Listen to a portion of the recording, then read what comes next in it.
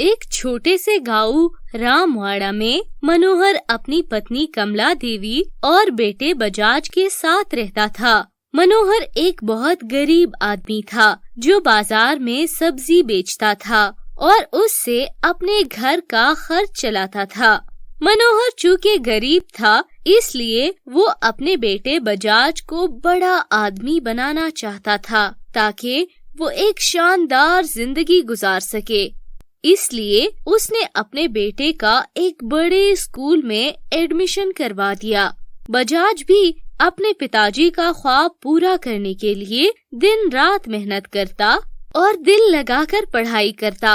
एक दिन मनोहर अपने बेटे से, मेरे बेटे, तुम्हें बहुत ज्यादा मेहनत से पढ़ाई करनी होगी ताकि तुम एक बड़े आदमी बन सको, और यही मेरा ख्वाब है। मुझे उम्मीद है तुम मेरा ख्वाब जरूर पूरा करोगे।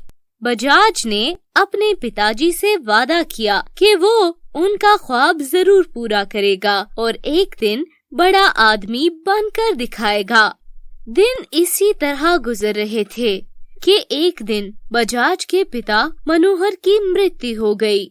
जब वो शाम को सब्जी बेचकर घर वापस आ रहे थे तो एक गाड़ी से उनकी टक्कर हुई और वो मौके पर मर गए। बजाज और उसकी माँ की दुनिया अंधेर हो गई। उनके लिए ये एक बहुत बड़ा सदमा था। मनोहर के अंतिम संस्कार के बाद कमला देवी ने अपने बच्चे बजाज को बुलाकर कहा, देखो बजाज, अब तुम्हें ज्यादा मेहनत करनी होगी क्योंकि अब तुम्हारे पिताजी हमारे दरमियान नहीं रहे।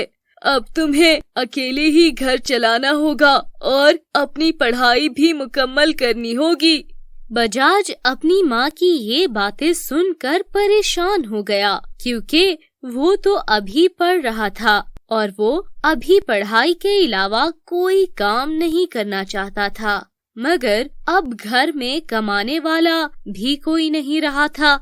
इसलिए बजाज ने सोचा कि वो सुबह के वक्त बाजार में अखबार बेचने जाया करेगा और फिर अखबार बेचने के बाद वो सीधा स्कूल चला जाएगा। ये सोचकर वो खुश हो गया कि अखबार बेचकर वो कुछ पैसे भी कमा लेगा और उसे पढ़ाई भी नहीं छोड़नी पड़ेगी। अगले दिन वो सुबह सवेरे उठा और अखबार का बंडल लेकर एक सिग्नल पर खड़ा हो गया। आज का ताज़ा अखबार, आज का ताज़ा अखबार, अपनी पसंद की खबरें सुनने के लिए ताज़ा अखबार ले बाबूजी। वो इसी तरह आवाजें लगाता रहा मगर बहुत कम अखबार बिके। इसके बाद वो अपने स्कूल की तैयारी करके स्कूल पहुंच गया मगर आज उसे कुछ देर हो गई थी। बजाज इससे पहले कभी भी स्कूल के लिए लेट नहीं हुआ था, इसलिए प्रिंसिपल ने उसे कोई सजा ना दी और जाने दिया। मगर अब रोज यही होने लगा।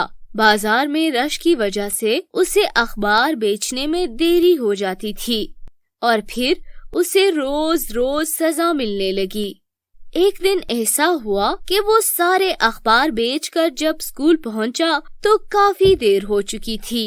प्रिंसिपल ने देर से आने वाले बच्चों को गेट पर ही रोक रखा था। बजाज भी उनके साथ जाकर खड़ा हो गया। कुछ देर के बाद प्रिंसिपल ने ऐलान किया, बार बार की वार्निंग के बावजूद जो बच्चे हमेशा स्कूल लेट पहुंचते हैं, आज से उन्हें स्कूल से निकाला जा रहा है। ये ऐलान सुनते ही बजाज बहुत ज्यादा परेशान हो गया और सोचने लगा कि अब क्या होगा। जब उसे प्रिंसिपल ने अपने ऑफिस बुलाया तो वो प्रिंसिपल के सामने रो रो कर कहने लगा, सर, मैं एक गरीब और अनाथ लड़का हूँ। एक एक्सीडेंट में मेरे पिताजी हमें छोड़कर चले गए हैं। अब मैं सुबह सवेरे उठकर अखबार बेचने जाता हूँ और फिर स्कूल की तैयारी करता हूँ और मुझे इसीलिए स्कूल से देरी हो जाती है। प्रिंसिपल ने उसकी सारी बातें सुनी तो वो बहुत नाराज हुए कि तुमने ये बात हमें पहले क्यों नहीं बताई। और उसके बाद उन्होंने सारे स्कूल के सामने बजाज की बहुत तारीफ की कि वो बहुत लायक बच्चा है जो पढ़ाई के साथ साथ घर का खर्च भी चला रहा है। तमाम बच्चों ने उसके लिए तालियां बजाई। इसके बाद बजाज की स्कूल फीस माफ कर दी गई ताकि वो अपनी पढ़ाई अच्छे से जारी रख सके।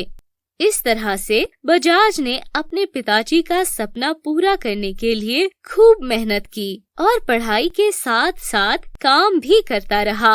और एक दिन उसकी मेहनत रंग लाई और वो एक बहुत बड़ा अफसर बन गया।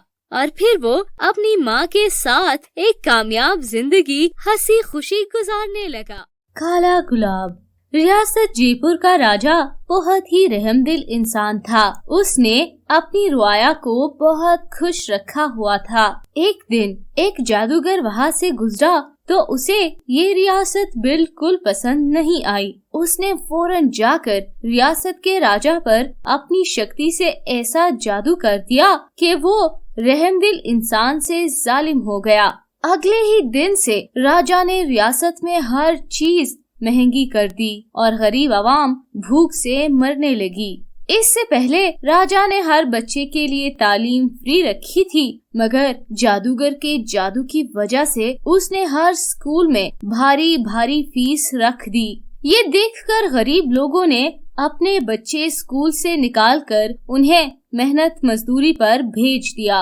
उन बच्चों में से एक बच्चा चिंटू भी था, जो कि रामलाल का बेटा था। उसका बाप एक लकड़हारा था और उसी काम से उनका सारा घर चलता था। चूँकि अब राजा की हिदायत के मुताबिक सब बच्चों ने स्कूल की फीस देनी थी, इसलिए रामलाल ने भी चिंटू से कहा, बेटा, मेरे पास तुम्हारी फीस के पैसे नहीं हैं, इसीलिए तुम भी दूसरे बच्चों की तरह स्कूल छोड़ दो और कल से मेरे साथ जंगल से लकड़ियाँ काटने चले जाना। ये सुनकर चिंटू ने रोते हुए कहा, पिताजी, आप भी बाकी सबकी तरह कर रहे हैं। आप लोगों को हार नहीं माननी चाहिए, बल्कि राजा के पास जाकर बात करनी चाहिए और उन्हें समझाना चाहिए कि वो फिर से पहले जैसे अच्छे राजा बन जाए। चिंटू की बात सुनकर उसके पिता रामलाल ने उससे कहा, बेटा, अगर हम सब लोग इकट्ठे होकर राजा के पास जाएंगे तो मैं भी जाऊंगा, क्योंकि मुझे अकेले के जाने का कोई फायदा नहीं होगा। ये सुनकर चिंटू ने बड़ी कोशिश की कि उसके बाकी दोस्तों के वालिदैन भी राजा के पास जाने के लिए तैयार हो जाए, मगर राजा के डर की वजह से कोई भी उनके पास जाने के लिए तैयार नहीं हुआ और मजबूरन चिंटू को भी स्कूल छोड़कर अपने पिताजी के साथ जंगल में लकड़ियाँ काटने जाना पड़ा। उस दिन चिंटू जंगल में लकड़ियाँ काट रहा था कि उसे दूर से एक झोपड़ी दिखाई दी थी, जिसमें एक बाबाजी बैठा हुआ था। चिंटू उस बाबाजी के पास गया तो उससे कहने लगा, बाबाजी, आपके पास तो बहुत शक्ति होगी, क्या आप मुझे इस शक्ति के जरिए बता सकते हैं कि हमारे राजा रहमदिल से इतने जालिम कैसे हो गए हैं? ये सुनकर बाबाजी ने अपनी शक्ति को इस्तेमाल किया और चिंटू को सारी बात बता दी कि कैसे एक जादूगर ने राजा को अपने जादू के जरिए जालिम राजा में तब्दील कर दिया। ये सुनकर चिंटू ने बाबा से उसका हाल पूछा तो वो कहने लगा, इस जादू का असर तभी खत्म हो सकता है बच्चे, जब कोई नीली पहाड़ी पर उगे काले गुलाब के एक फूल को तोड़ कर लाए और उसे पानी में डालकर वो पानी राजा को पिला दी जाए। ये सुनकर चिंटू कहने लगा, अरे ये तो बहुत आसान काम है। ये सुनकर बाबा ने उसे बताया कि नीली पहाड़ी पर एक जादूगरनी रहती है जो कि उस गुलाब की हिफाजत करती है, इसलिए आज तक वो गुलाब कोई नहीं तोड़ पाया। ऐसा सुनकर चिंटू ने बाबा से कहा, लेकिन बाबाजी, इसका कोई हल भी तो होगा।